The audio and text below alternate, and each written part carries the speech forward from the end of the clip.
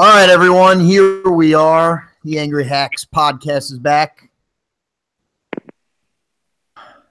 Nice, beautiful weekend of football. Got to sit at a bar with a couple friends, watch some games, enjoy some bar food. It was a nice weekend. Obviously, the New York Giants did not win. The Green Bay Packers did not win. But we move on. We get ready for some playoff football. Boys are here with me tonight. Ryan Stanley, how we doing tonight? Doing okay, man. Doing okay. Doing okay. Michael Hall, how we doing? Yes. Pretty good. Pretty good. Hey, well, guys, I'm doing wonderful. I'll tell you why. Because today was my last day of work for like 2 weeks. Well, that's wonderful news.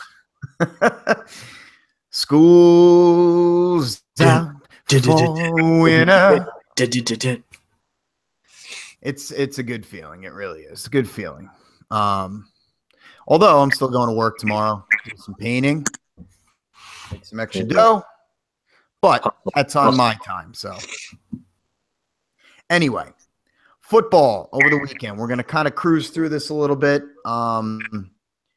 Both teams are now out of the running. I mean, the New York Giants have been out of it for quite some time now. And now the Green Bay Packers are now out of it. Mike, I know you don't want to talk too much Packers, but we might as well just quickly start with them because I saw today after one game of Aaron Rodgers, they put him back on the IR. Is that correct? Yeah, they're shutting him down. And,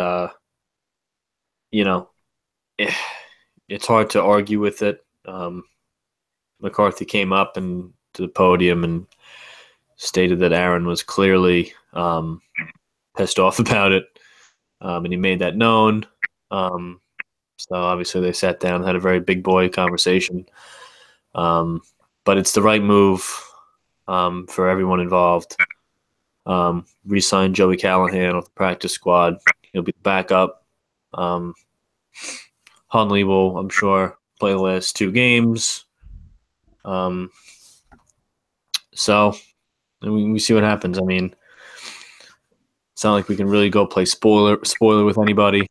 But it's a weird spot. I mean, a 9-year run is over of being, of me watching January football. Well, I'm still going to watch football, but, not watching the Packers play football. But, yeah, we'll break down the whole season later, kind of put a bow on everything. But, I mean, to me, you have to sit Rodgers. And even McCarthy said, I mean, Rodgers was extremely, extremely sore after the game. He took a lot of big hits, probably more than what they wanted. So with that, plus, Atlanta winning last night and officially putting the last nail in our coffin for playoff hopes, it's the right move. So, as long as they fire Dom Capers, I'll be fine. That's it. Yeah, but that's not going to happen. You know what? I'll tell you what. Yeah, if the day comes that they ever let him go, obviously pleasantly surprised I would be, but very surprised. But I just think it feels a little different this time around. I mean, he's just out of excuses. We weren't decimated by injury this time. And we had a talented defense, in my opinion, play poorly yet again. And now we missed the playoffs this time. And you'll say, oh, well, you didn't have Aaron Rodgers. Well, you know what? You don't have Aaron Rodgers. The defense needs to step up. And once again, they didn't. So we're left with this result of our season ending early. So it's, major changes have to happen. I'm sorry. It just has to. So we'll see what happens there. Well, before we wrap up the Packers really quick, I know we want to kind of move past this. I mean, one of the toughest SOBs, man. Devontae Adams just get demolished for a second time this year. Oh, I know. I mean, he's a tough son of a bitch. 2 things were very clear to me on Sunday. One is Aaron Rodgers is human, and there's definitely a lot of rust on that right arm. Yeah. That's number one. And number two is I think everyone on planet Earth hates Devontae Adams. I mean, they just want to kill him. I mean, what the fuck? Like bad hits. That's the second. Like he has two of like the top five like worst hits of the year. Like just cringing hits. Listen, the Trevathan one we talked about ad nauseum. That one put him on a stretcher, put him in the hospital, and he was ready to leave the hospital that night. The hospital staff had to literally keep him there. This one, he walked off the field. I mean, from another just gutless fucking hit. I mean, and then Thomas Davis, and we were texting about this. Oh, sobbing on the sideline. Oh my goodness, I feel so terrible. Oh, almost you could almost like hear his body language. Oh man, this game's brutal, man. I didn't want to hurt anybody. And he actually said, I didn't want to hurt anybody. And Devontae Adams took to Twitter to kind of call bullshit on that. You know, I saw that. Exactly what he said. But like, we were going to say we weren't trying to hurt anybody. It's like helmet to helmet, blindside block. And the first thing I noticed with the play is Davis. I mean, this was not a reactionary play.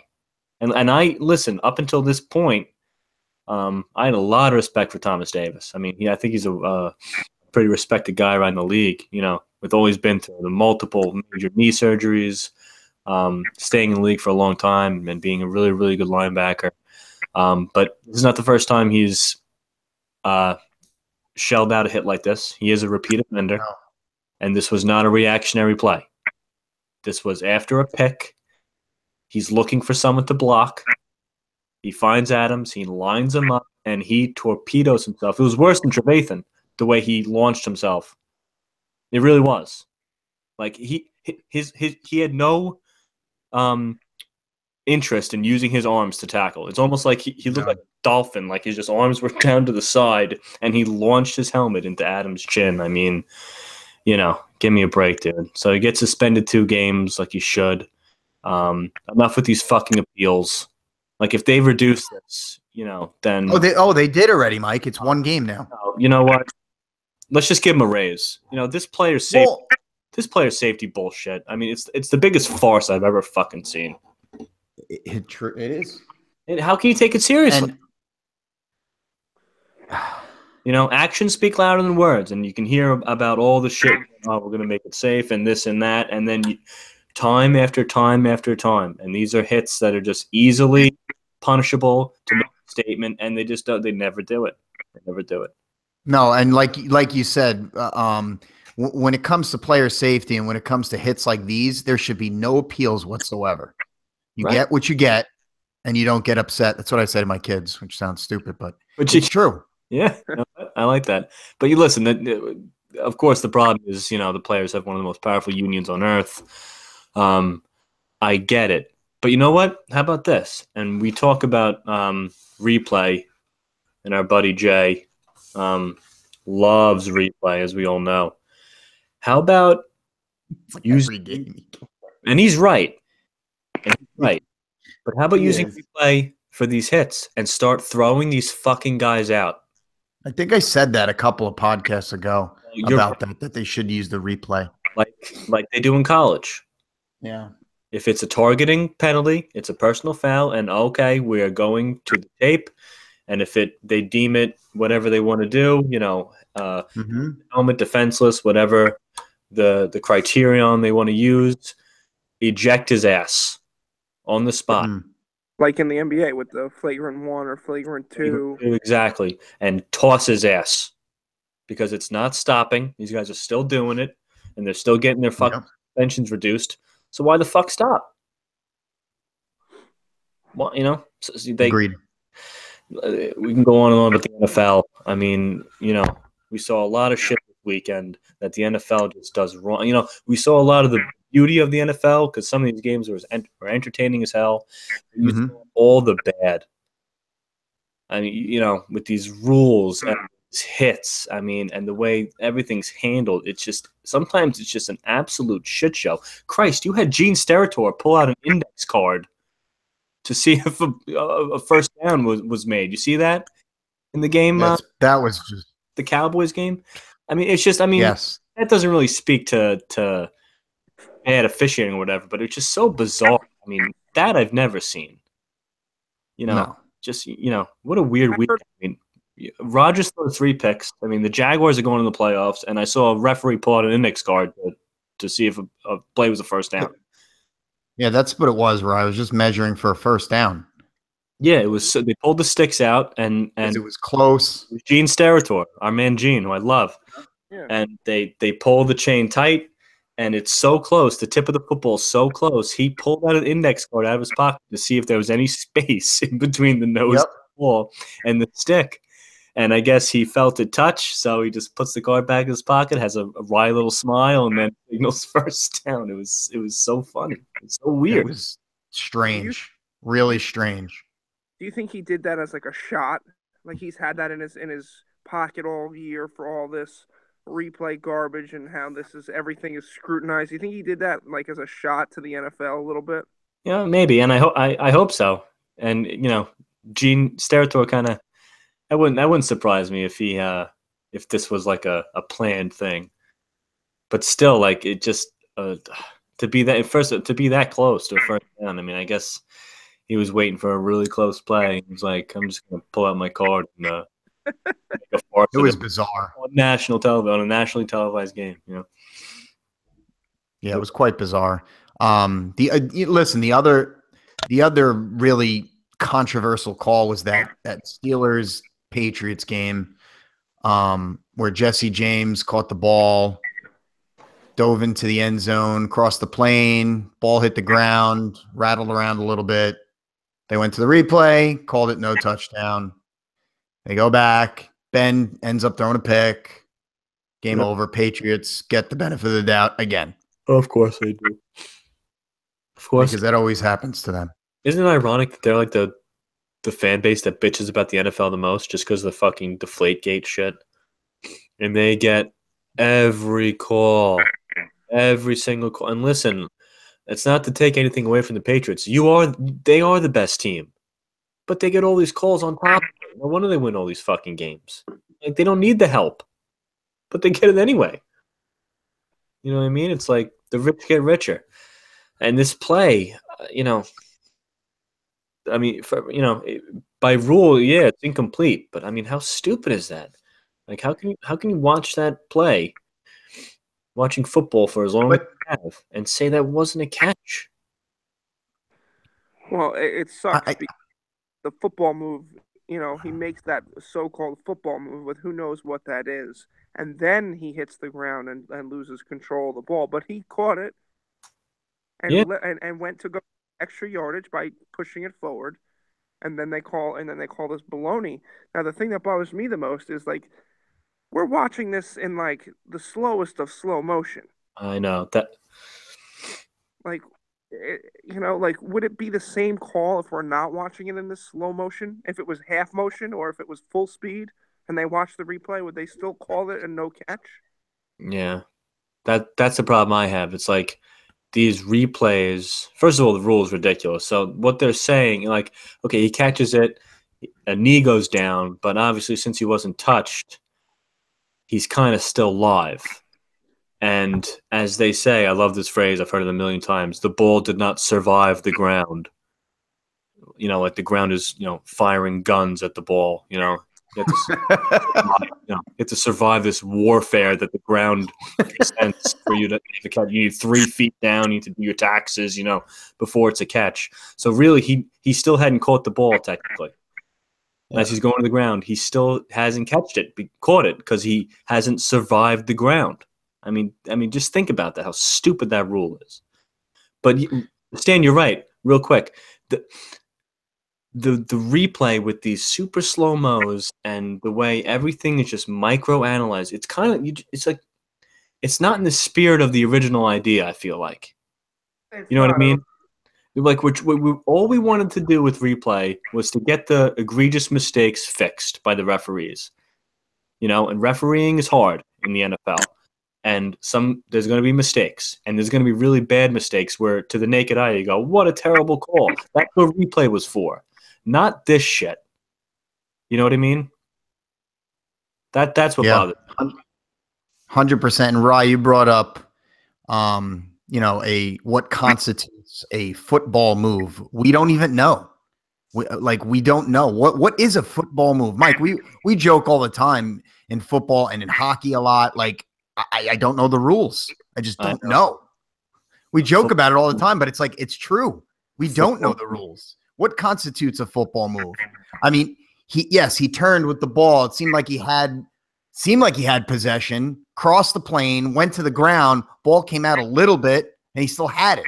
But if you go back to that Giants game, I know he was running with the ball, but Tavares King, he's running with the ball, obviously a football move because he's running with it, dove into the end zone, breaks the plane, hits the ground, Rye, and the ball comes loose, if you don't remember that. Yeah, of course. I mean, like what? What's going on? What's the rules? I don't know. It makes my head explode. Right. That's a good point because, like, Jesse James, it was all in kind of, it kind of developed slowly, but it was all in one motion. So I can't say catch it because he didn't catch it. He secures the ball from Ben. Okay. He turns. His knee goes down. No one touched him, so he's still alive. He reaches into the end zone, crosses the plane by a mile, and the ball comes down, moves a millimeter.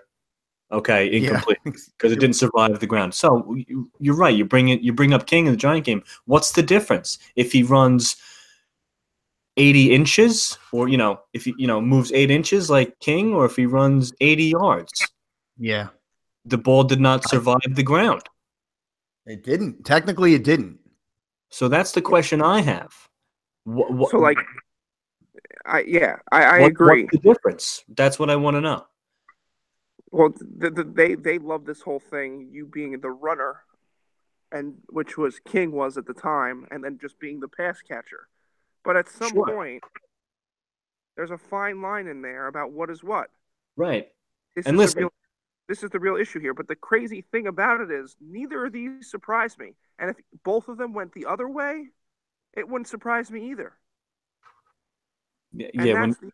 Because they could have called the King one not a touchdown. I would have been like, oh, okay. And they could have called the Jesse James one a touchdown. I'd be like, oh, okay.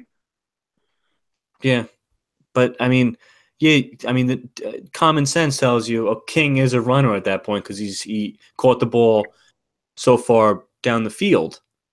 Right. But in the essence of it, has he caught it yet? If they're saying Jesse James hasn't caught it yet because he didn't survive the ground, then what difference does it make? It's true. I think that's a big problem with this rule. Yeah, common sense says, this sounds stupid. Obviously, King caught the ball. He caught the ball whatever yard line, ran down the field, and then as he goes to the ground, doesn't survive the ground. Well, but what's the difference? Well, and how about this too? How about this? We talked about Jesse James. The ball barely moved when he hit the ground. Yeah. That's much different than a ball that hits the ground and comes flying out of the guy's hands. Right. I mean, Jesus Christ, man! In real motion, you watch that play and it's instantly a touchdown by a mile. Instantly. Yeah. But like you said, Rye, they super slow-mo it down, and you see that ball just inch away from his grip. Didn't secure it. No good. And I'll give Romo credit because I remember watching that and I'm like, why are they looking at this so closely? I mean, his knee goes down, but no one was close to touching him, so he wasn't down. And then Romo goes, oh my God. Like Romo was almost, you can hear in his voice, like New England's going to get this call, that ball moved. And I said, son of a bitch, these fucking Patriots, they're going to get this one. They're going to get it reversed. Mm-hmm. Sure enough. And then, okay, now let's move on real quick. Now, the Steelers have a really big problem here. First of all, Hayward Bay, I think it was, who caught that second down pass, has to get out of bounds. Yeah. so he doesn't get out of bounds. They run up to spike it. Now, you want to go for the win? Fine. I wouldn't, because to be honest, I thought the Steelers were outplaying the Patriots most of the game, and definitely late in the game. So go outplay them in overtime. I don't see a problem with that. But you want to go for the win? Fine.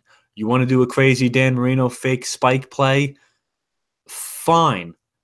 But what you can't do is run that route on the fake spike into the middle of the field. With 6 guys there. Right. And throw it 120 miles an hour. Of course, the Patriots were prepared. Look how prepared they were. I don't think they really were. But what they were just like 5 linebackers standing around not knowing what was going on, but standing in the middle of the field. Yeah. And Rodgers was like the only guy running the route. Right. And that's okay, too. Everybody else was confused. It was just a thing between Ben and Eli, fine. But what Rodgers had to do is run a fade. You have to run to the corner, away from the mess. And then they mentioned that a ton of times to run the fade. That's problem number 1. 2 is Ben actually threw the fucking thing. Yeah, he threw it. He threw it like 120 miles an hour. Yeah, and it might even hit Rodgers, but of course it pops up in the air. I mean, dude, throw it into the fucking river, and then kick the field goal.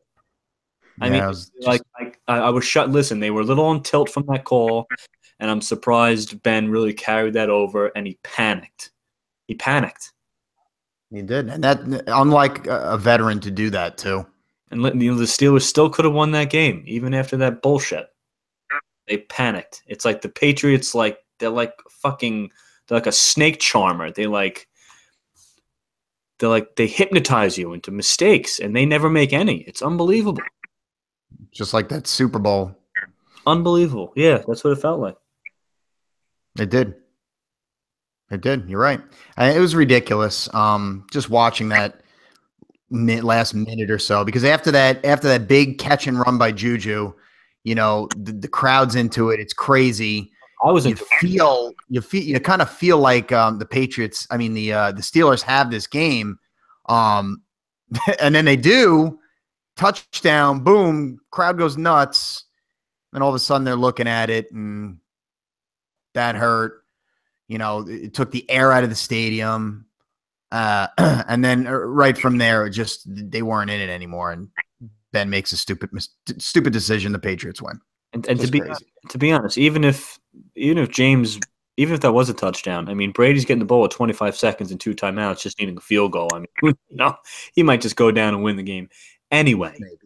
Maybe. But not if he's playing the Giants, though. No, of course not. Right. I want to ask you a question. You watched that Giants-Eagles game this weekend? Yes. Yes, you did. What is how did you feel about the game in terms of the Giants' play on the field? Well, offensively, it was the best we've seen all year. Maybe the second best. Like both Eagles games, I feel like, as the games our offenses played well. But it was great to see, the offense in sync, like Eli in sync with Shepard and Ingram and King, and Roger Lewis at times, and on screens and Darkwa had a touchdown, a rushing touchdown. It was great to see a team with a pulse. Like, this wasn't a morbid offense. Like, you would never know that this offense has sucked all year. Like, so it was a watchable game. I didn't really get frustrated during the game until later when our defense sucked so bad. And then we get 3 block kicks, and that stuff is frustrating. But as a whole, we didn't lay down and die. We busted our butts, I thought. We were in this game, at least offensively. And the Eagles, I mean, Nick Foles did it. I mean, it makes me question. I think Carson Wentz is great, but Nick Foles might be able to do a little something with this team. This team's not done without Wentz. No, I didn't think they would be either. Just because of Nick Foles, he's a serviceable quarterback. He's done it. He's thrown 7 touchdowns in a game once. So he's done it before. I know that was years ago, but still, he knows how to play the game. He's still playing with the Eagles too. So he kind of knows the system. He knows the organization.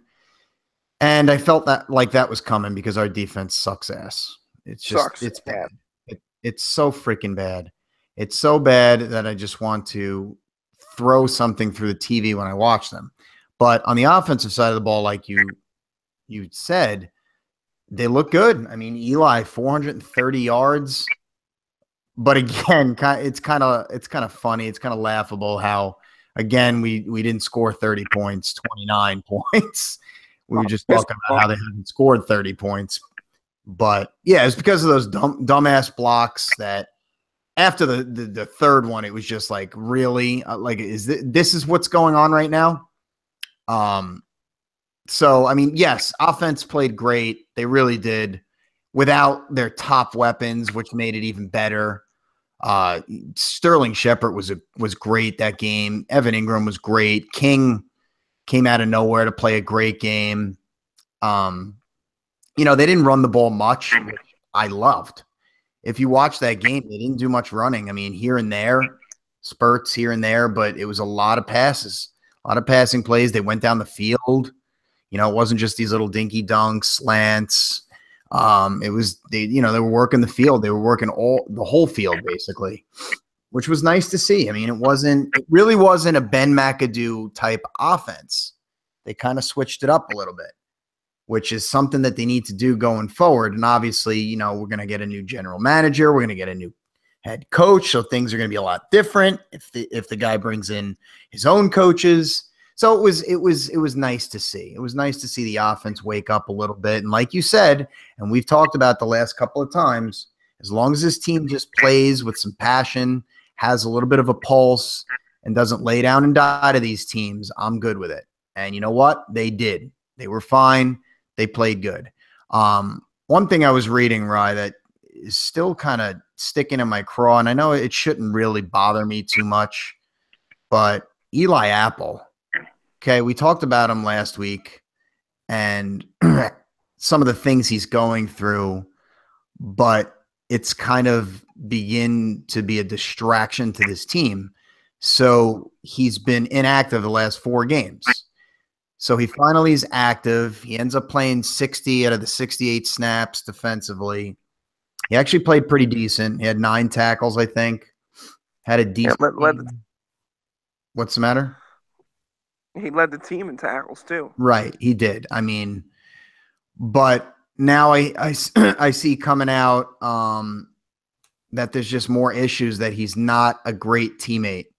And a lot of guys, a lot of the veterans, and even some of the young guys are getting upset with this guy, and he's just really not a great teammate. And actually, Landon Collins, who's a young guy, he's kind of a young leader type guy, has publicly come out and said, dude, grow up.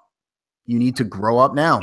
And he's only been in the league 1 year more than Eli. But I mean, obviously, Landon Collins gets it. He gets it, and it shows on the field too, which, by the way, he's our only Pro Bowler this year. Congrats to Landon Collins, because, yeah, rightfully so. He's just a beast. But on a defense that has just been absolutely putrid this year.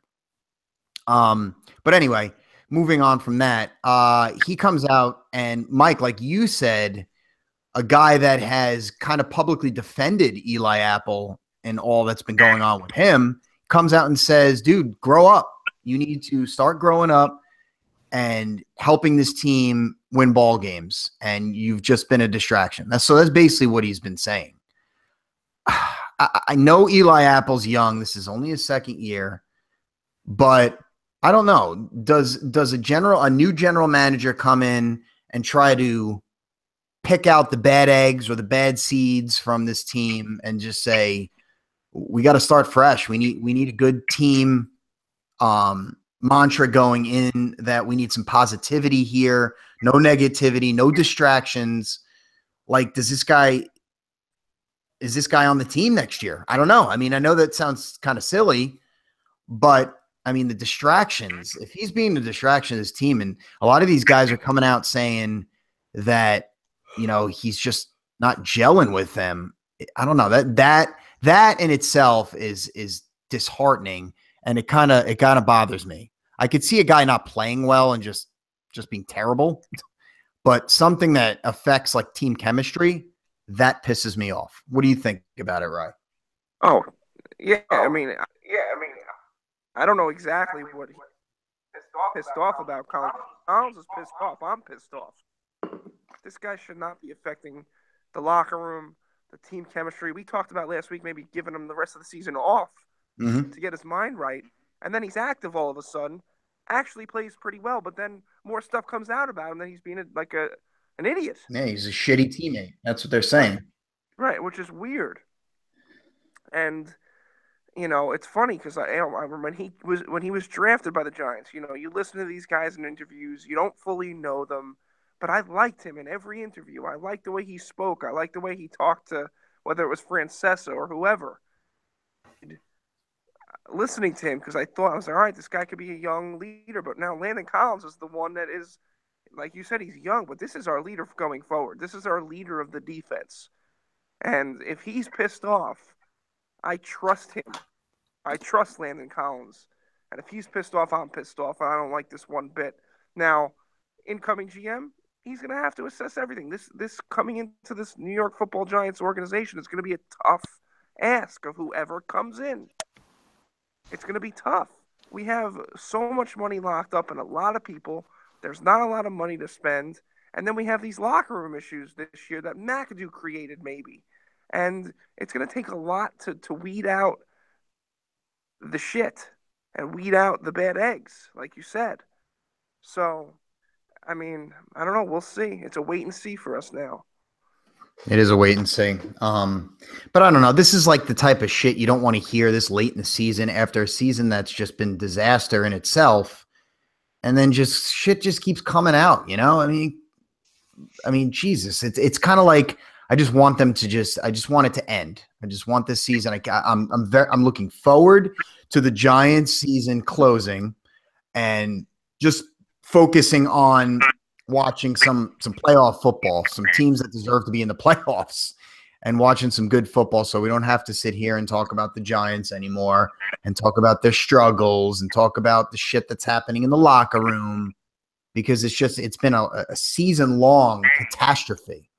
Yep. And to be honest with you, Rye, it's been like one of the worst overall seasons watching this Giants team that I can remember in a while.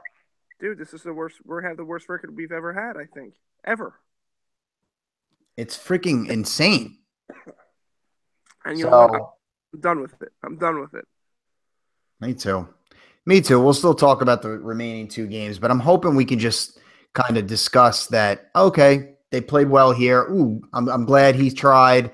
I'm glad, they put it all out on the field, and that's it. I don't want to hear shit like this anymore.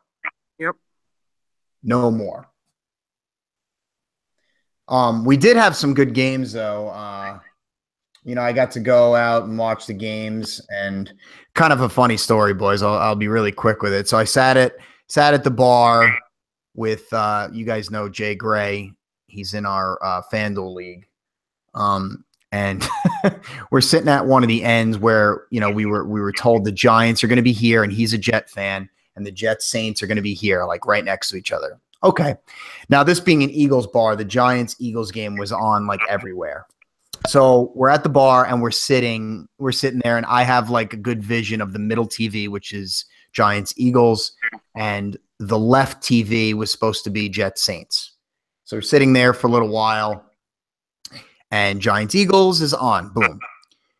And then on the left, you have Redskins Cardinals. So, Jay asks, you told me, we could, that Jets Saints are going to be here. That's why I sat here. Okay. It should change in a couple minutes. Okay. I look behind me, and in the booth was like these two older guys with Redskins jerseys on. I'm like, oh my God, here we go. So, that game stays on for a little while, and I'm like, and my buddy, he's just, he's getting mad. He's getting annoyed because, they told him to sit here because this game is going to be on here or whatever. So he asks again, and they said, it should have been on. So the girl goes back and tries to see what's going on. And then the manager comes out, kind of just totally blows us off and goes around the other side of the bar. We're like, okay. So apparently she ended up changing it. So cool, we have Jets Saints on. So right away when that game came on, I looked to Jay. I'm like, dude, these guys behind us are going to be so pissed. I want to see their reaction. So I turned around, and dude, the one guy's just staring at the TV with this like pissed off look. So a couple minutes go by, and all of a sudden, boom, Redskins Cardinals back on that TV. Jesus. We're like, oh my God, man. Did these guys rule the roost here? Like, what's going on? Like a turf war. It's a fucking finish your story. Go ahead. So whatever, that's on. And at this point, my buddy's just like pissed. He's like, dude, I'll take Jets Saints on that little TV in the kitchen right over there. I can see it. It's small, but I'll take it right there. So like I'm laughing, and you know, the woman's like, I'm so sorry, it was supposed to be this game, and then the manager's getting annoyed, like, I can't do this. Like this game was on, and then we're changing this. We're listening to this in like the back, so we can like kind of hear them. And I'm like, wow, this manager, are you kidding me, man? Like this is like you're supposed to have like a set lineup on where these TVs are going to be for football. Like this needs to be like a number one priority before you start the day at the restaurant.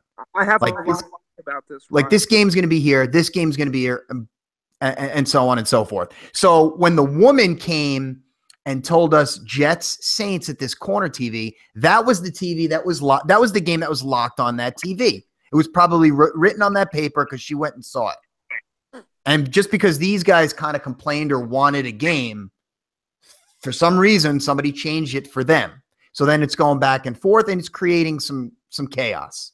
And then the manager, I mean, just to flip out like that is just like, you can't do that. You can't flip out. Okay, you got to get things right. So we ended up getting Jets Saints on like a side TV. So Jay had to kind of turn his body and look. And at that point, he was just like, whatever.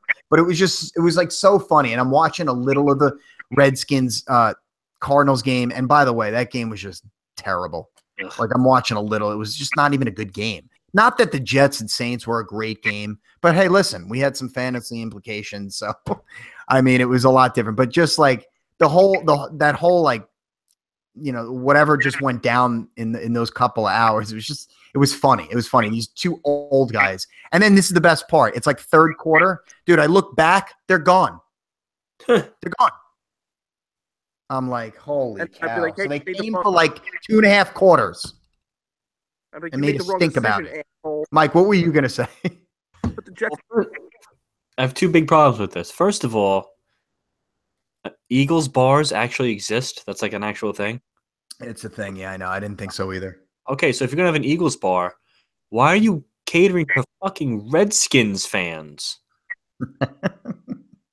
Are we like, we're going to put the Cowboys on the big screen? Get the fuck out of here. Put the check game. See, my big thing here is, like Ryan kind of said before, this really pisses me off, this whole story, because you as a manager, you dickbag, you need to you meet with your staff before the start of the day. You meet with everybody. You talk. You should have, when you own a sports bar that's a legit sports bar. Was this place crowded, Rye? It was pretty crowded. It was football Sunday. Right. Yep. And if it's crowded, you need to have 2 people on football Sunday to control the remotes. And they need to walk around with remote controls or whatever and have them ready. And you should even put like stickums on the TVs to say this TV is for this game. Yes. So that there's no arguing. And then when the people come in, TV over there is for that. This TV's over there for that. So you know where to sit. And there's no issues the rest of the day. You have a certain amount of select TVs for each game, for each team. And then if you need to cater to something later, you work it out civilly. But you can't do this. You can't just cater to one person and then go back to another. And then you can't flip out at your waitstaff because they're waiting on tables and bartending and getting drinks and food. This should be its own entity. This needs to be a job by a person that is just controlling TVs. And this person should have no other job on a football Sunday than controlling TVs. Yeah, and you know what too, Mike? This is a great one too. we're in Myrtle Beach. A lot of people, South Carolina, and a lot of people are Panthers fans because that's the closest NFL team, obviously. Yeah. And Panthers Packers were on like smaller TVs. It was just interesting. Apparently, it's an Eagles bar first, but it is a Carolina Panthers bar second. And I guess Redskins bar third.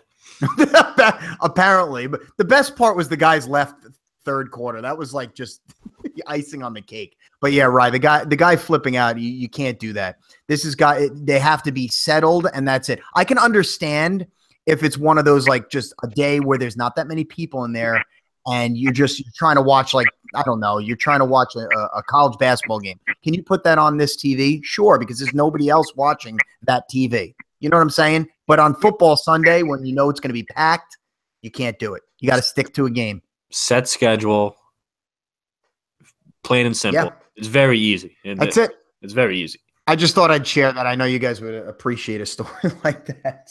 Bad job by a fucking shitty bar. I can't believe Eagles bars actually exist. And it just proves that it shouldn't exist because they run a shitty fucking operation. They do.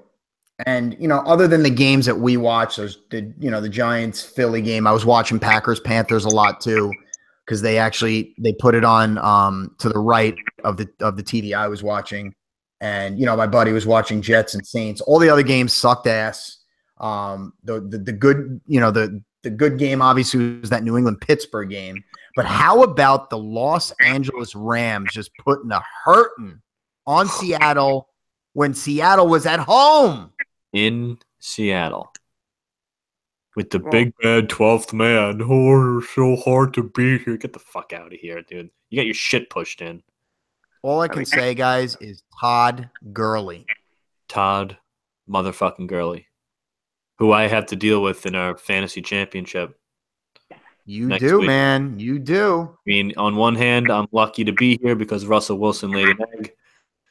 That's right. But now I beat one Kingston, I get the other, and Mikey's got Todd fucking Gurley. But I luck out again because he lost Antonio Brown. I mean, but you're getting Zeke back too, bud. Listen, I'm pretty good at fantasy football. I'm not gonna lie, but I get pretty fucking lucky too. I'll admit. I'm like the Patriots. I'm really good, but I get lucky too. So it's like you're the Patriots of fantasy football. I'm jinxing myself 100% right now. I should shut up. You got decisions though, man, because you have Zeke coming back now.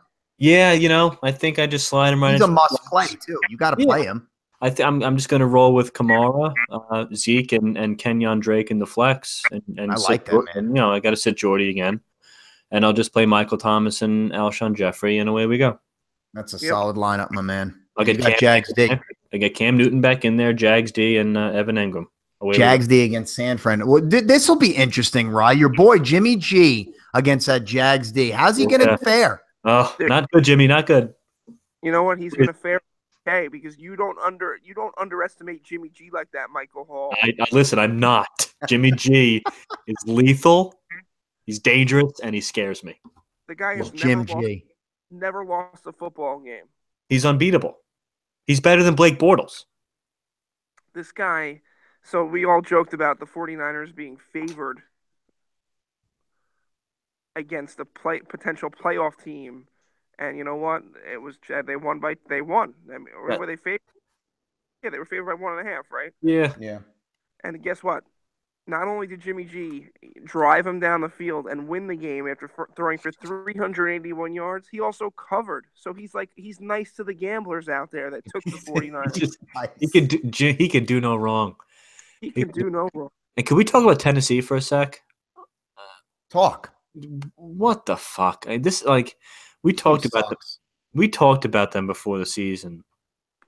And just the team that's just always ready to make the next leap, and they always fall on their face. Always. I don't know if I'm gonna call Mariota a bust yet, because I don't think his supporting cast is very good, and he's coached by malarkey. Just every time you say that, dude, I can't even look at the guy. His face, it's the most perfect name. You just look at the guy, and the first word that comes to your head is malarkey. And part of me feels bad for Mariota. I feel like he's just being so underutilized, but he's not playing well, and Well, they suck. well, at the beginning of the year, they beat the Jaguars and the Seahawks, Yeah, and so those are big wins. But since then, shitty football teams and the Colts, the Browns, the Ravens, the Bengals, the Colts again, and the Texans. there They've you beaten go. nobody good since week 3. Yeah, yeah. That's true. They're not a good football team. They've been getting lucky, I feel. I don't even, and I think I've said this, guys, like I can't even pinpoint one good part of this team that's played well this year. No, they have no You idea. can't say Mariota. He's played like shit. The run game's been very inconsistent. They don't even know who to start. Their receivers, some of them have been hurt, in and out, nothing great. Delaney Walker's been okay, but he gets hurt sometimes. The defense hasn't been great. I mean, what do you point to? Nothing. Just playing an easy schedule in a shitty division. Yeah, that's what it is. Not malarkey, right? They're talented enough to beat shitty teams, and that's about it. But not malarkey. Not malarkey. Yeah. I can't stop with that. How is that guy a fucking coach in this league? Unbelievable. Malarkey. It's malarkey. And listen, we talked about Todd Gurley in fantasy next week that I have to contend with, going up against Malarkey's Swiss cheese defense right now. So I just hope he doesn't drop 45 on me. That's all. I'll tell you one thing I'm interested to watch in your game. It may sound a little silly, but you have the Jags D against the Niners, who before Jimmy G got there was just a putrid offense. Right. So that's interesting. And he has the Chargers D against the Jets and Bryce Petty. Yeah. Listen, I like my team better than Mikey's, but his matchups are pretty juicy. So if my guys, it's fantasy football. It's fantasy football, of course. And if my guys don't play well, he could easily win. Absolutely. Easily. Absolutely. But the one thing I want to mention too in that Rams game, I mentioned, just saying Todd Gurley. How about that offensive line? Dude, holy cow. Dude, they got so much push up front. He was just running through anything. Like there was nothing there. Like there was no defenders. The run that stood out to me was that third touchdown on that 3rd and 20. That he was just obviously Seattle was expecting some kind of pass or screen because they're not the Packers. They're ready for things. But they just run a power left off tackle, and Gurley was just shot out of a cannon. It was unbelievable watching him accelerate. And like you said, it was a giant hole. But the way he burst through that hole was absolutely incredible. And the breakaway speed, I mean, this guy, he's unbelievable.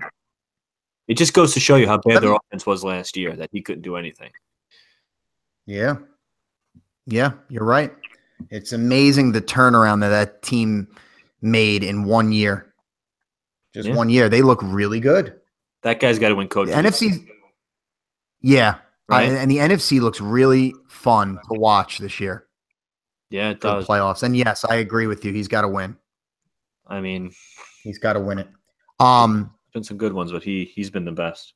Another weird rule I want to run by you guys. I mean, before we kind of move on from this stuff, in that Dallas Oakland game, Dallas gets lucky again. By the way, yeah, another team that seems to get lucky. But Derek Carr, trying to run for that touchdown and then fumbles out of the end zone, and that becomes a touchback. Do you guys like that rule? Because I can't stand it. No. I think there's got to be a change in that rule big time. There's got to be something else you can do. Yeah, there's got to be a solution to that because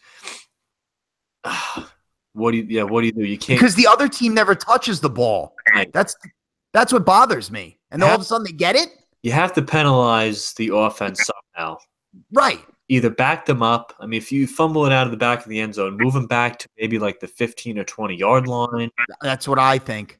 I've heard that thrown around. I think that's the best option. You're right. They have to do something.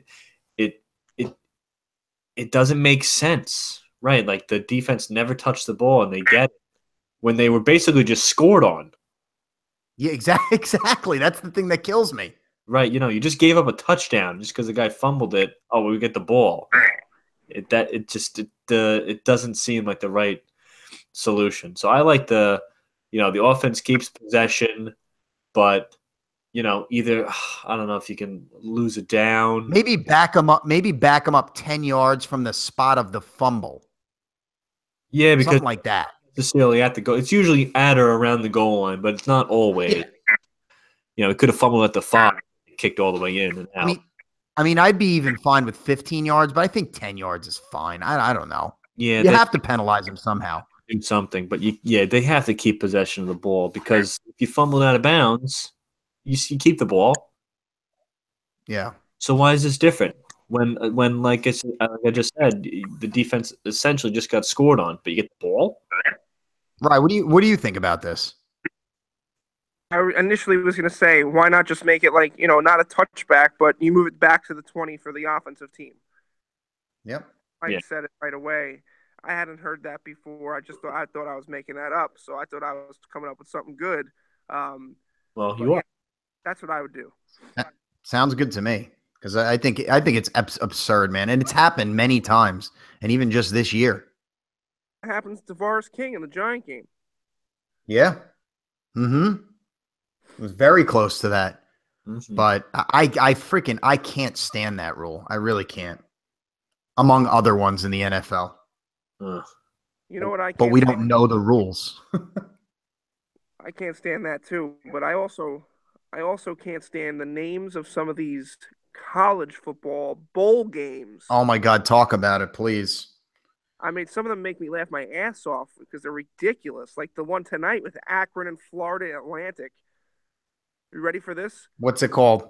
The Cherry Bundy Tart Cherry Boca Raton Bowl. Why do you have 2 cherries in there? Cherry twice there? Yeah, Cherry Bundy Tart Cherry. Oh my God. All right, do me a favor. Say the bowl game again, but say it as fast as you can.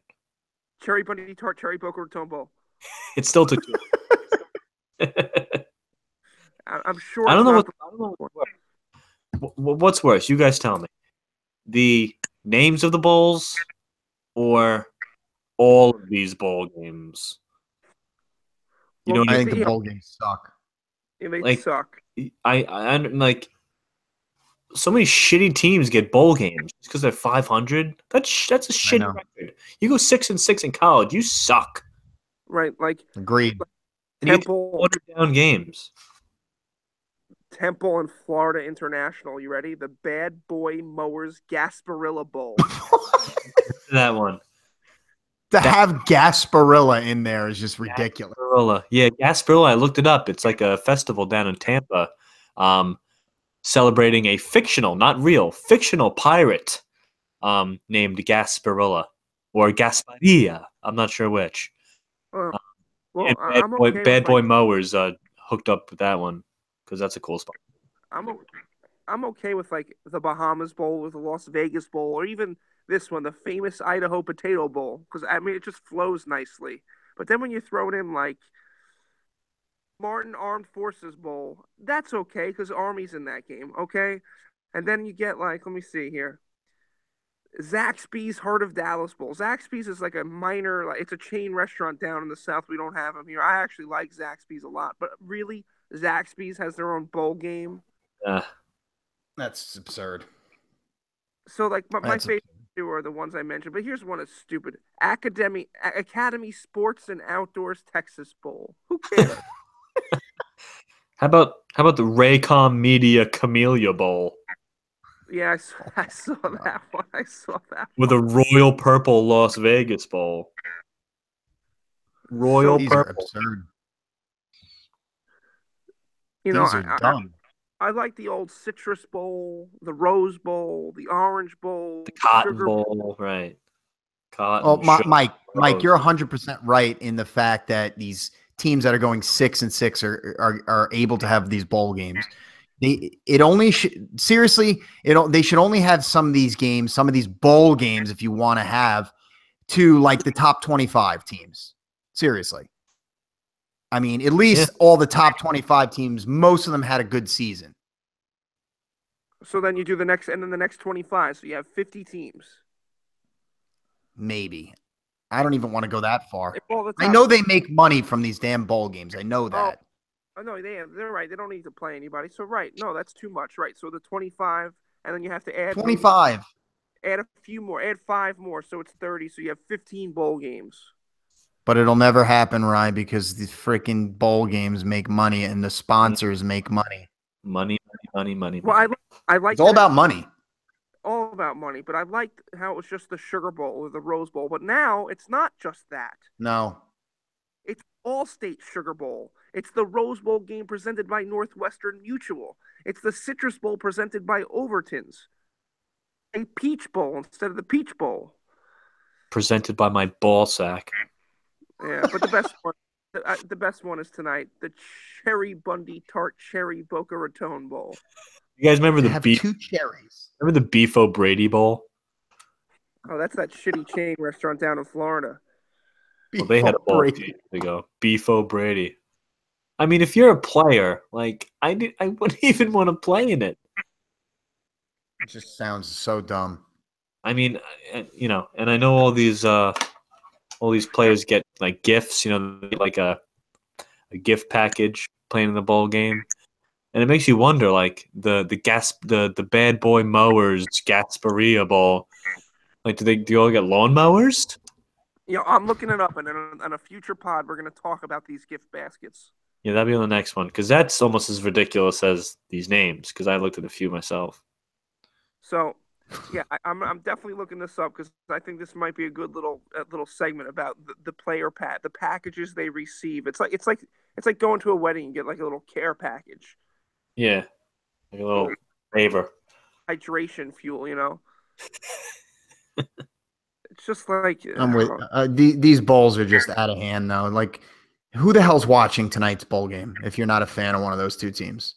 And even if you are, maybe you're not even watching it. Gamblers. Exactly right. Money, and it goes back to money. And it's over because it's like 43-3. So whoever put money on the game already knows if they're going to win. Is it really? Yeah. See, that's terrible. Like, what the? Yeah, this is a bowl game, but this is what you get when you put in a team that is what is Akron 7-6 against Florida Atlantic. That was 10-3, and the score of the game is 43-3. That's just awful. It's good TV there. Good watch. Speaking about good TV, I want to change this too because we can talk about these terrible bowl games forever. But now we're done. Good radio has now come to an end in New York. Yes, with Mike Francesa, who over the years, I've given him shit and I've not listened to him as much as I used to. But I just have to say this: him and Mad Dog back in the day were probably the reason I love sports as much as I do today. Because once I was introduced to them, I never put on anything else in the car or anything else on the radio in my room. It was just sports talk radio all day, every day. I would talk back to the radio like I was with them, and sports. And I didn't think about it really until now, but I really have to credit Mike and the Mad Dog with me and my love of sports. And it's funny because it's been 2 days without him. I haven't listened to this new 3-headed monster they got going. But the second day, I forget the girl's name that's on the show, but the second day, she says something like, well, Eli Manning should have been benched for Geno. The Giants needed to see what they were going to get, what they could get with Geno Smith.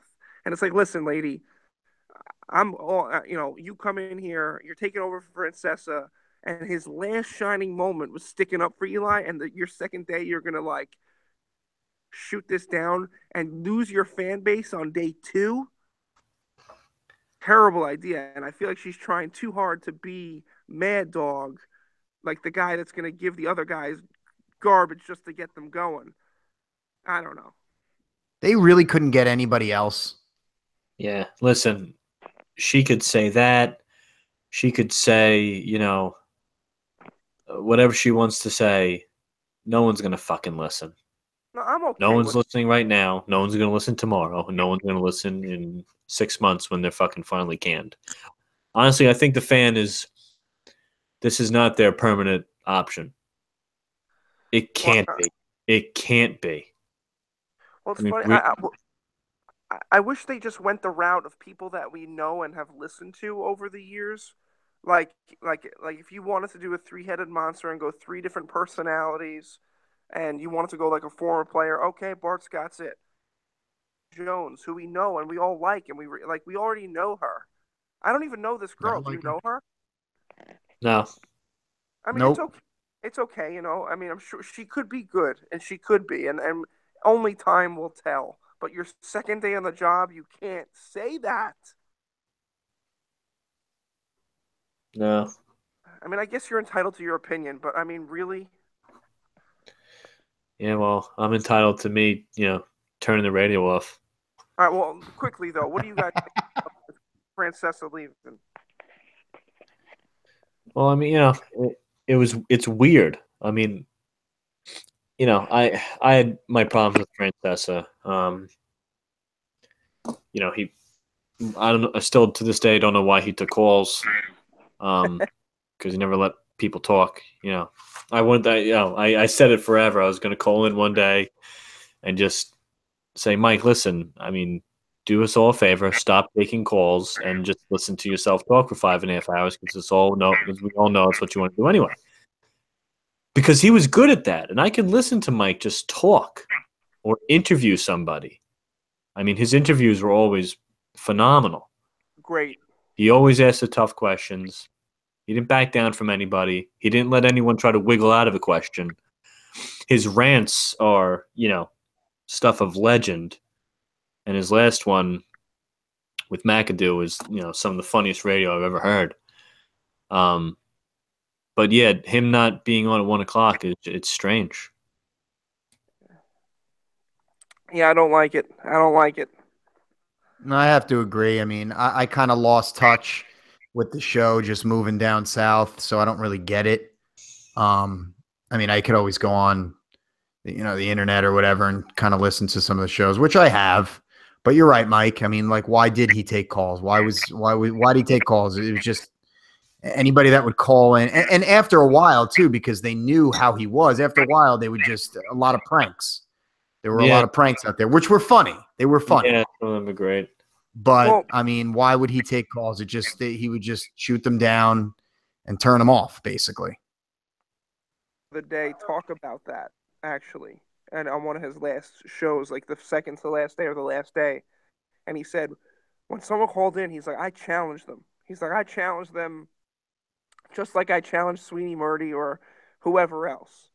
And he just like, if I'm talking sports, you got to be able to handle that.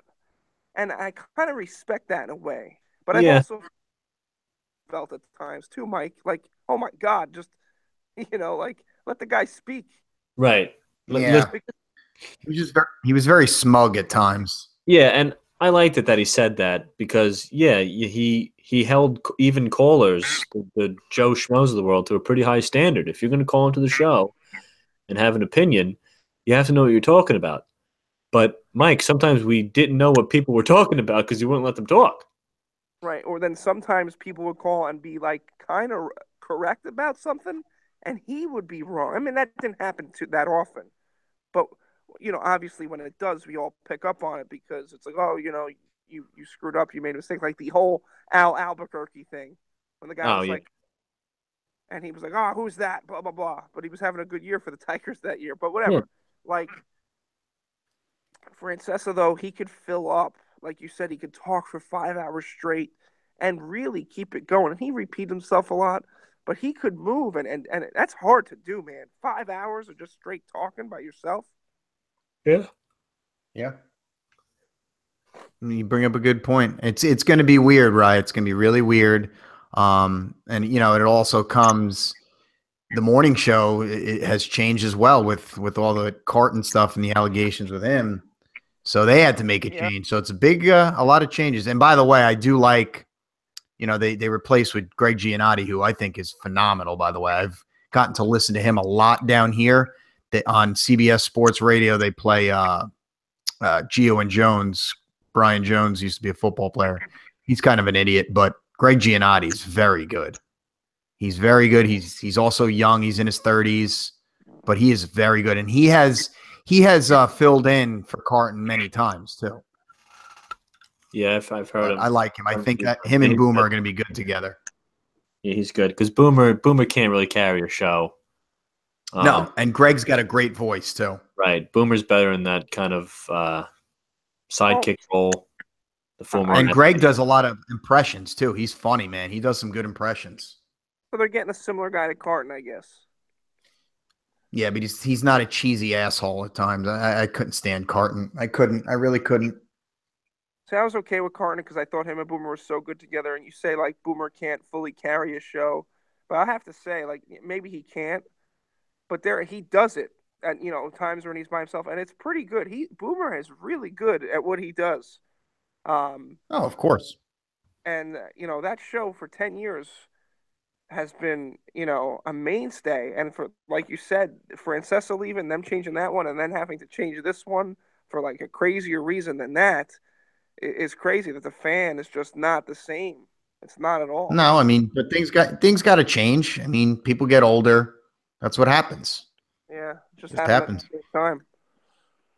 Yeah, it does. But I think, like you said, Ryan, it's really weird that three-headed, I don't even want to call it a monster because I don't even know what to call it yet. But, Mike, you might be right. Is that it? Or are they kind of just seeing what's going on and seeing what the ratings bring, and if they tank, you're going to have to change it.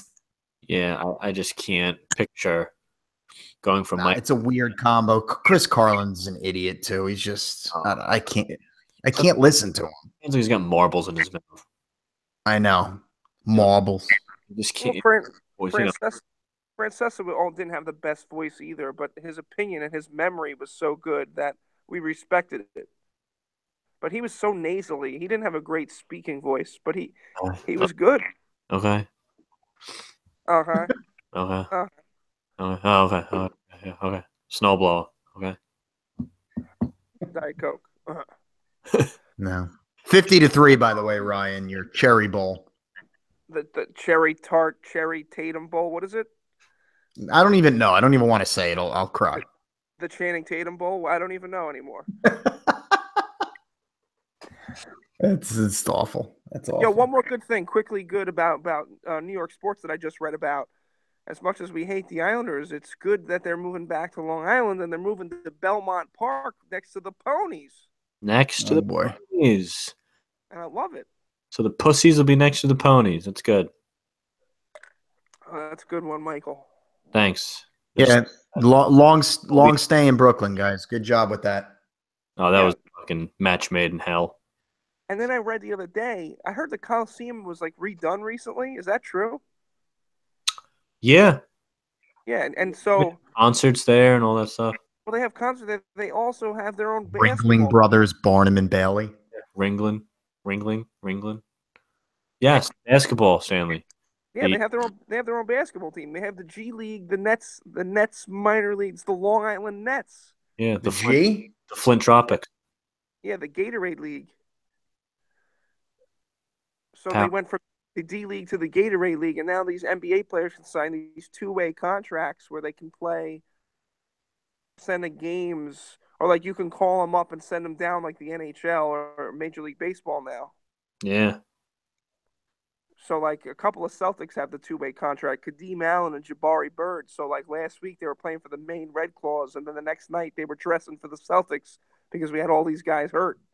And I think it's awesome. I think it's great for the sport. And basketball is just moving in the right direction. How about that fucking Celtics win last night? How the fuck did they do that? Unbelievable. Terry Rozier, baby. And did you see Scalabrine, like, call the play before it happened? No. Yeah, so before they're about to inbound the ball, he's like, before they were in the triangle defense and they were beat with the cross court pass. He's like, Terry Rozier is going to be ready for this one, and the guy does a cross court pass and Terry Rozier steals it and slams it home.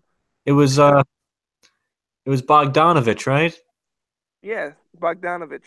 Why would he throw that ball into the middle of the court? Like, just hold on to it now and get fouled?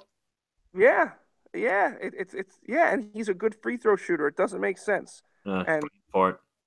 I forget what Bogdanovich it is. It's Boyan and Bogdan or something. There's one on Sacramento, one Yeah, in Bogdan and Boyan.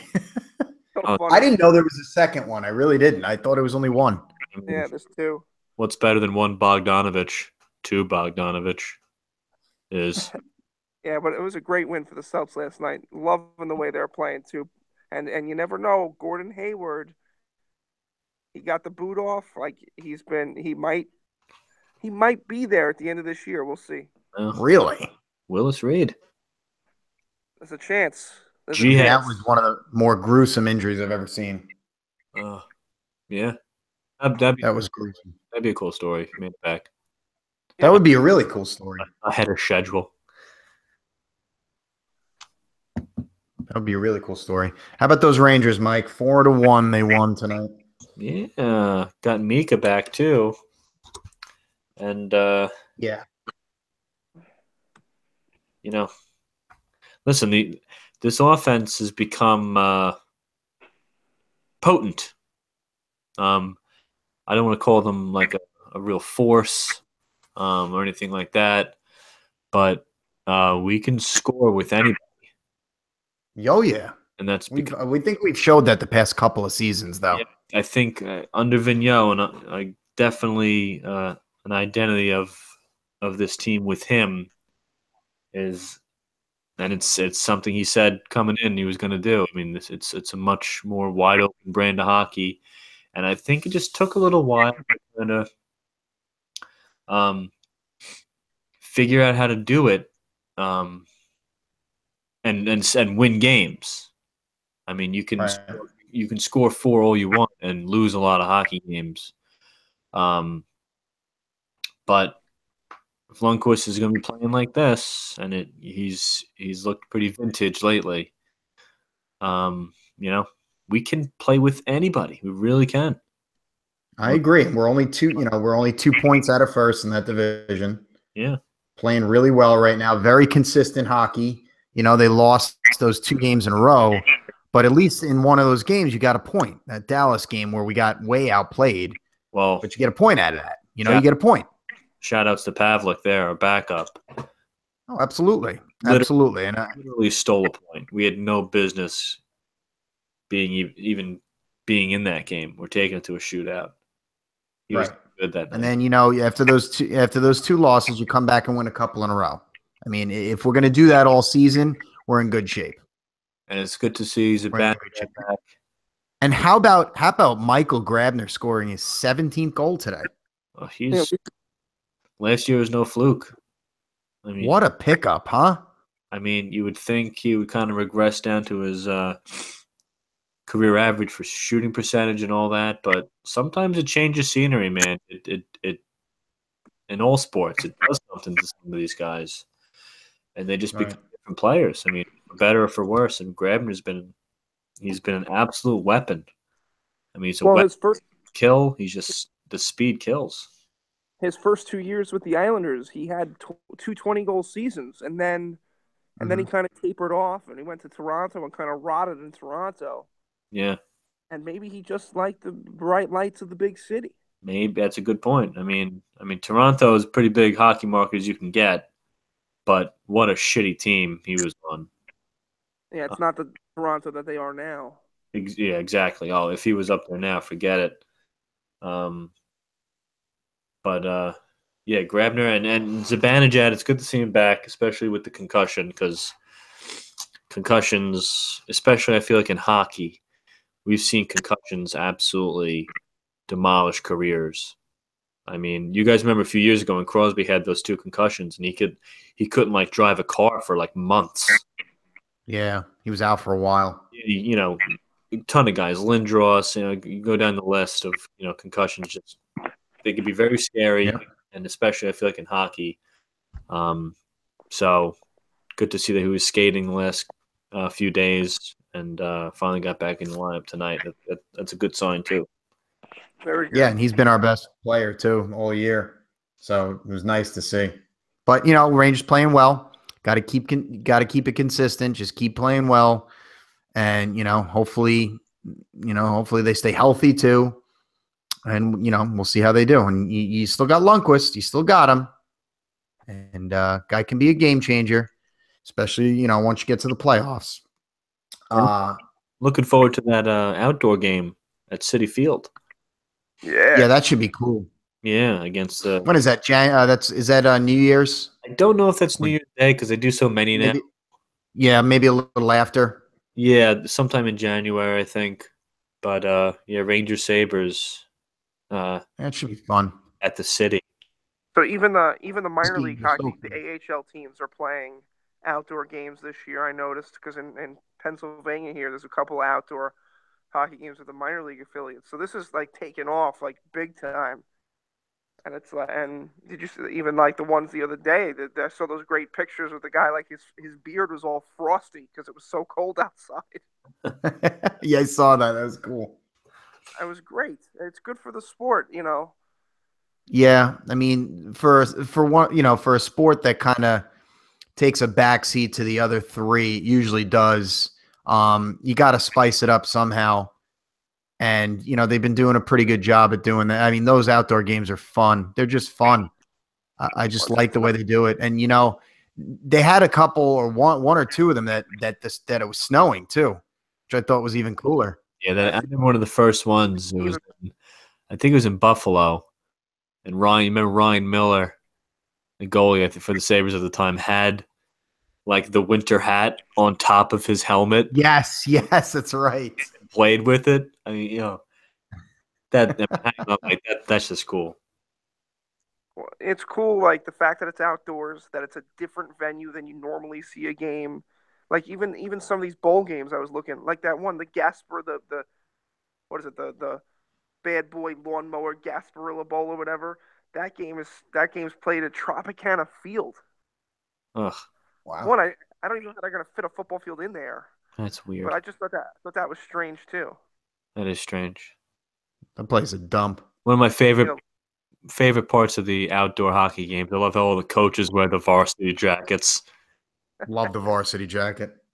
It's making a comeback, Mike. I might get one.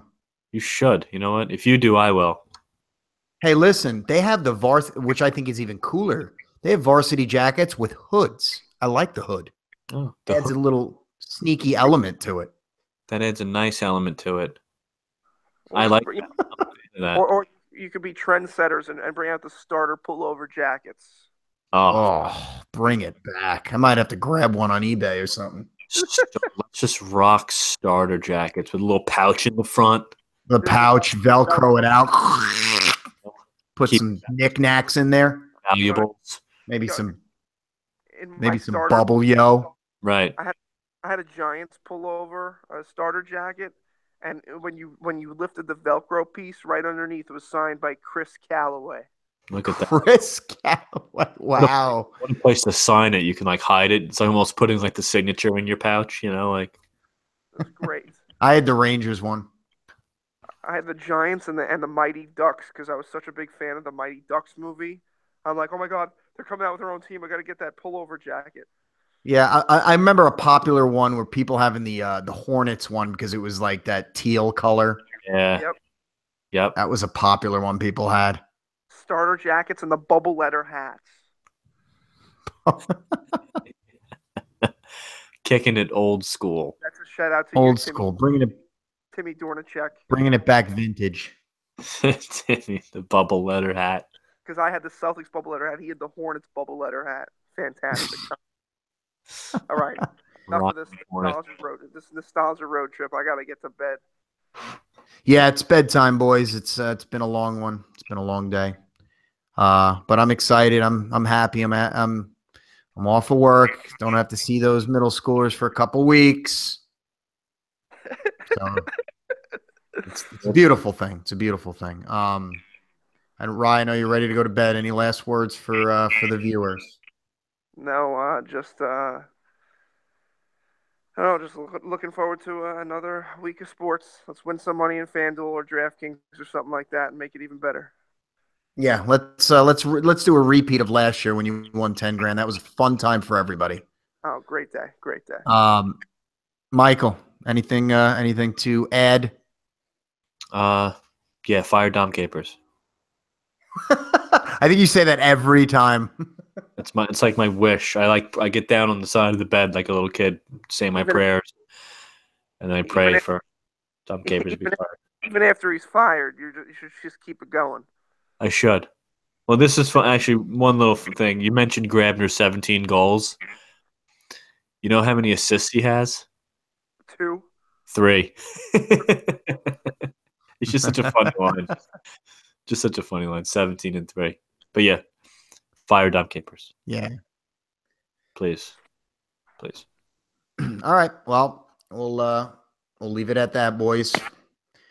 We'll be back with another pod sometime this week, hopefully, right before Christmas. Give you a pre-Christmas pod.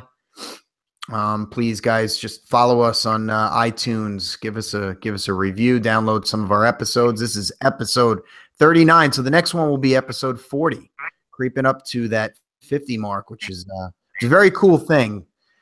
And also, our Twitter handle is @TheAngryHacks. So hit us up on Twitter as well. Tell your friends. We'll be back. Enjoy some nice couple of days of sports. And we will see you soon. Good night, everyone.